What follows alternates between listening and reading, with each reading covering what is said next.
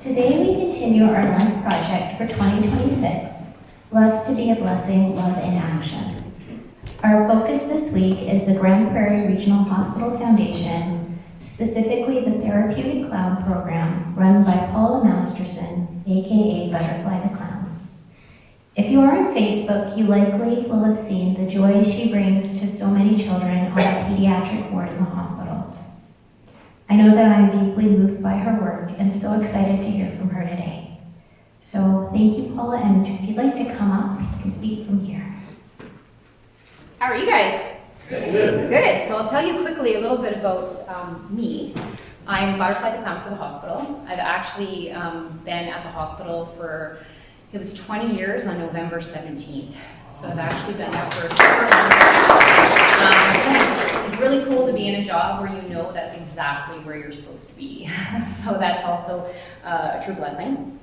I've done a lot of little things in different churches, but I've never actually spoken with a program before in a church, so this is pretty neat. So one of the things that I was going to talk to you guys about this time is sort of what our program has that is one of the most biggest parts of our program. So there's 4 different things that I do with the kids. I work pediatrics, I work OR, I see the kids before they go into surgery, and I also work emergency, and then I roam throughout the hospital.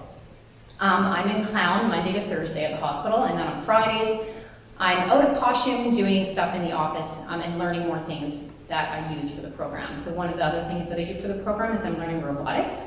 We have a robot dog and a Medibot at the hospital as well, so that's pretty cool. So one of the coolest things that we have in there, which is one of the biggest parts of our program, is actually Bravery Beads. So that's the brochure that they kind of handed out to you guys. And Bravery Beads is a really interesting program. Bravery Beads is anytime a child comes in the hospital and they get anything done at all, they get a bead for every procedure that they've had. And every one of the beads represents something that they've had done at the hospital that represents how brave they were. So I brought us a sample, and this is a small sample of a medical journey for a child. And the really neat thing about this is I try to see the children before they go into surgery, and I actually go over their surgery with them. So it's really interesting to understand that kids don't like the unknown. They actually like knowing what's going on. And years and years and years ago, I used to have parents say, oh, no, don't tell them that, it's going to scare them. And we've evolved from that kids actually like knowing what's going on. The more knowledge they have on anything that's happening, the more calm they actually are. Kids are more afraid of the unknown than they are of the known. So I go through their surgery, and it's really neat because we get a lot of kids that every Thursday I get a list of all the surgery kids that are coming in the hospital, so I know exactly who they are, their ages, and I basically know what I'm going into when I see them, why they're there and what surgery that they're having. So this is a sample. They can collect the beads until they're 17 years old. So I see them for the first time in the hospital, I give them beads for all the procedures that they've had done, and they can continue collecting the hospital beads until they're at the very end of pediatric stage. And believe me, we get kids that have been collecting them from age 5 and 6, all the way up to 17 years old. And we mail them out. It's free, doesn't cost a single thing for parents, it's completely free. It's all on the support of the people within the community and the hospital foundation. And we just send them in the mail. So they start off with a string like this, and then as they go on, I make their string long. Usually it's longer. I make boys' strings longer than girls' strings because they seem to break more bones. And I basically keep sending them in the mail. So as they come in the mail, they come in a little tiny bag with the 4 or 5 new beads that they're having, and the kids just completely continue to add them on. And they get, I'll tell you what all those beads are, and every child gets one of these brochures, and inside it's a legend, and it tells them each bead that they have and what it represents, and they have a little box that they can check it off. So as they're growing and as they're having medical stuff done, they can continue to keep track of their own little medical record, which is showing how brave they've been. We have beads all the way down from, I have chemo beads, right down to any surgery beads. We actually have 63 different procedures that we do at the hospital for children. And those, some are really big procedures, some are really small things, like even blood work. If they get blood work, they get a blood work bead. So I'll show you what this sample is. And I put a knot in between everything that they've had done that clumps together, so it's sort of like a little history line. So this is surgery. So from here to here is a child having surgery. So this is surgery fish, because they've had surgery, their IV, their anesthetic administration mask feed, their anesthetic, their blood pressure, their heart monitor, their antibiotics, or their pain medicine that they have before they go into surgery. This is an adenoid bead, a tonsil bead, 2 ear tube beads, and seeing the specialist. This is heart monitor. This is Seeing Me Butterfly the Clown. This is their dental work if they've had dental surgery. This is ultrasound x-ray. That x-ray bead glows in the dark. Kids absolutely love that. We have a swab, broken bone, physio, stitches, CAT scans. If they had to travel in from out of town, they get a traveling bead. We have diabetic bead as well, so we have their insulin, their Dexcom bead. We have TPN nutrition. And we also have all the NIC beads, and this is just a very small portion. These little boxes that I take with me to all the rooms is all the beads. So I have 3 of these that I take, plus one that has the alphabet, and basically I go over anything they've ever had done. And one of the things I'm noticing is a lot of parents that come in, they're like, oh, my other child doesn't have their beads. And I'll backbead every kid in their home. I will sit there and I will backbead as long as it takes. I'm usually with each child for about 30 minutes to 45 minutes, so I do take the time with them. And that's one part of the things that I do with them. The other thing that I do with kids, which really breaks the ice with children, is magic. So I do tricks with them. I also do robotics. So we have a robotic dog that is new for our hospital, and we also have a medical robot, a Medibot. The Calgary Sick Kids has 4 Medibots and 2 robot dogs. So we've kind of followed suit with 1 robot dog and 2 Medibots. So often if you see me in the hospital, I'm walking around with a new robot dog. And the really cool thing about that part of the program that we've added is a couple days ago, I had a little boy that really needed to walk around. And he just didn't want to go to bed. He was actually quite sick and in a lot of pain, but he really needed to walk. So I came in with the robot dog. I was like, hey, you want to walk the dog? He's like, yeah. So he got off the bed and he walked all the way out of Peds, all the way around, all the way down the hall and all the way back. And that's the first time he got out of bed in 2 days. So everything has its place, everything has its purpose, which is pretty neat for that. And here is another little thing that I do, because I keep walking away from the microphone. These are my magic bubbles, all the way from the dollar store. Oh, my little wand broke. Okay, that's not gonna work. Anyway, I can do it without the magic bubbles because I'm super magical. So one of the things I love doing is a lot of the nurses use me in the hospital if they want me to distract a child, whether they're getting an IV put in or an IV taken out, or they're getting a procedure done. They'll be like, hey, Butterfly, can you come in and do a trick? And I'm like, yeah. And the whole idea is just to distract them so they're not looking at the little IV going in or anything like that. So one of the tricks I do is I always tell kids, I have 2 cups here. I have water in this cup and I have nothing in this cup. And I show them right in front of them. I've got nothing in this cup and water in this cup. And I take the water from this cup and I pour it in this. And then I usually tell them a story about my daughter's cat, which they love, that eats out of a high chair. And he's been eating out of a high chair for 17 years. And I ask them about their animals and I just storytell. And I've been storytelling for years and years and years. And it's a great distraction item, so I also do a lot of storytelling for kids. And I go on and I talk about my cat, and I talk about this and all these things, and I ask them about their animals, and I'm just distracting them. And then I'm like, did you see me pour my water in here? And they're like, mm-hmm. I'm like, did you see me catch my magic bubbles? Because I'm usually catching bubbles in the room, which is also a great distraction. It's the cheapest distraction you can get with bubbles. Greatest dollar store thing in the world. And then I take my water, I'm like, did you see me take my water? Mm-hmm. I'm like, did you see me catch my bubbles? Mm-hmm. I'm like, now I'm going to take my bubbles and I'm going to take my water and I'm going to pour them back in this cup, and you have to watch really close. And I show them that I actually have absolutely no water. See, I have, oh, now you can actually see how I did it, because I dropped it. But then I show them that I have absolutely no water.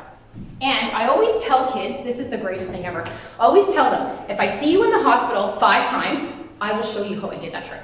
And there was one little girl that came in last week and she see me and she goes, and I was like, you're right, that's 4. So it's really cool. And the neat thing about people who give to the program is you're actually giving to these things that we use constantly. So this trick, actually, there's a cost to it.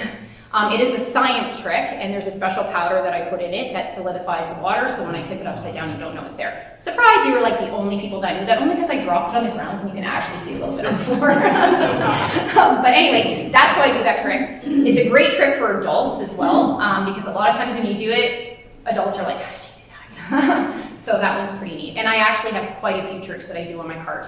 I walk around the hospital with a little trolley. I have about 5 or 6 magic tricks on there. I have things on that cart that I give out to kids all the time. And I will tell you, when there is a child laying in bed and they are having a popsicle because they just got out of surgery, and you're like, would you like to see a trick? And they don't want to talk because they are sore, they will shake their head, yeah, I want to see a trick. And you make a magic kerchief turn into a toy, you just made their day. And they're very, very inexpensive things. I always tell people, things for the program, Dollarama. It's the best place to get stuff. With these beads, though, I do tell people the beads for the program are very specific because we have a legend that we give out for kids. And we've tried to keep these beads, we've been doing bravery beads at the hospital since 2000 and, I want to say, I started in 2007. We started doing bravery beads at the hospital, so we've been able to keep a majority of the beads that we've been doing. Every now and then a bead will discontinue, we have to change it out, or we do something different at the hospital, so then we add something that we're now doing.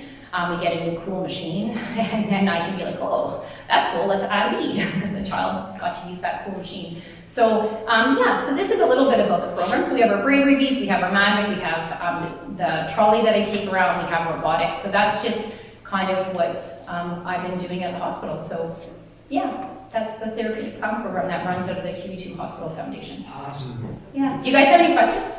Yeah, I think mine would be 6 to 7 feet tall. It might be. You know, I've been doing beads with kids for so long that I had a mom message me last summer, and she's like, my son's getting his graduation pictures done. So it's grade 12 grad pictures. And she's like, we're actually short 10 beads.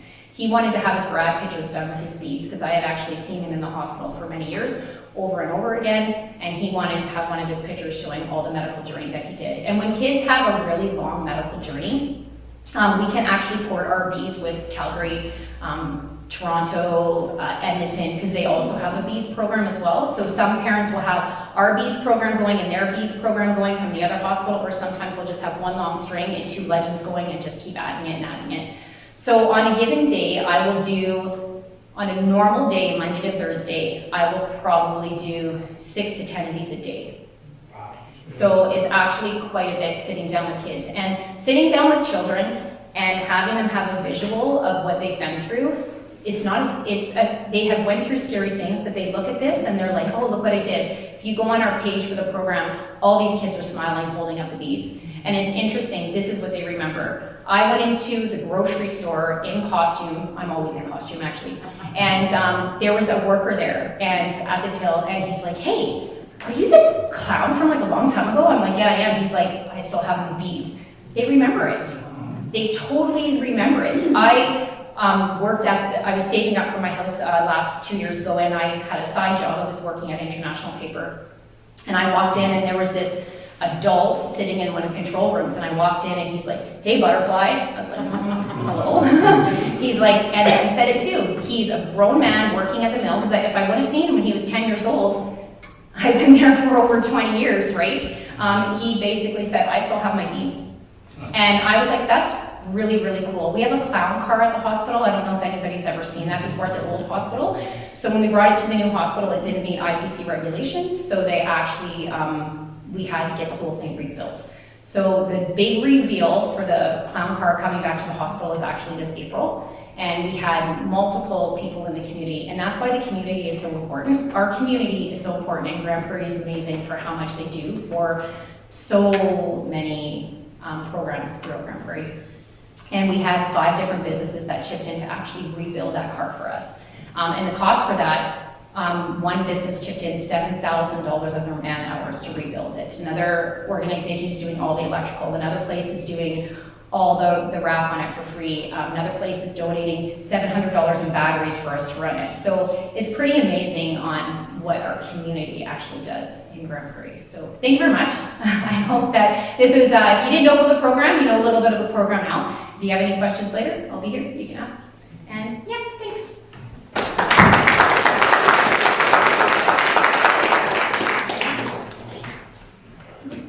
So thank you so much, Paula, for your time and for everything that you shared today. So this week we are collecting items for Paula's amazing ministry. There's a handout that has pictures of the exact beads and string she needs. all of which you can get at Michael's. Michael's gift cards also work. We will make sure everything gets delivered to her after Easter. So together, let us pray for Paula and her work. The prayer is on the screen now. Let us pray. Loving and joyful God, we thank you for Butterfly and the gift she shares through therapeutic clowning. Bless her with compassion, creativity, and gentle humor. Bring lightness to heavy hearts, comfort to those who are weary, and moments of laughter that remind patients that they are seen and cherished. Amen.